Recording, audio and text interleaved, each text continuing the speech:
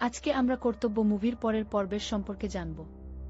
এই সিনেমাটি মূলত মানুষের জীবনের নৈতিক দায়িত্ব, কর্তব্য এবং আইনের প্রতি শ্রদ্ধার এক টানটান লড়াইয়ের গল্প।